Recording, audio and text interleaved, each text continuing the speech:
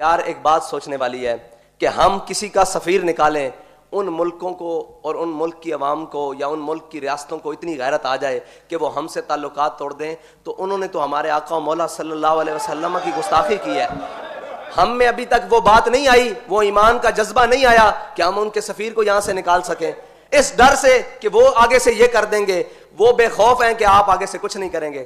افسوس کہ وہ آپ کے بارے میں کیا رویہ رکھتے ہیں کہ آپ کے نبی کے بارے میں صلی اللہ علیہ وسلم کے بارے میں بات کریں۔ انہیں اس حد تک یقین ہو گیا ہے کہ یہ امت وہ فاقہ کش جو موت سے ڈرتا نہیں، ذرا روح محمد اس کے بدن سے نکال دو۔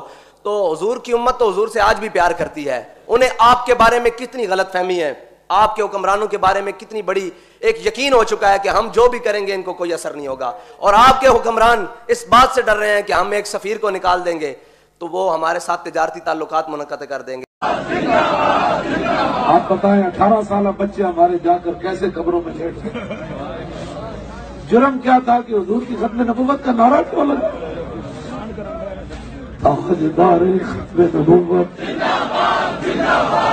تاجدار ختم نبوت۔ انہوں نے رسول اللہ کے سامنے جا کر کیا کہا ہوگا؟ حضور ہمارا کیا جرم تھا اور کس ملک میں ہم نے جرم کیا جو آپ کے نام پر بنا؟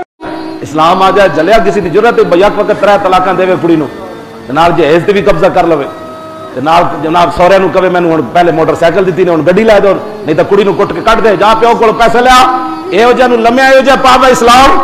ہاں جی ہاں، کسی دی ضرورت ہے کڑی دے کول جناب تمنا کرنی کہ جی سانو موٹر سائیکل نہیں دے، سانو اپنے پیو نو کہے جائیداد ویچ کے مینوں مکان لے دے، ایہو جہاں نو ایہو جہاں اسلام سزا دے، پچھلیاں نسلاں وی انہاں نو بھول جان۔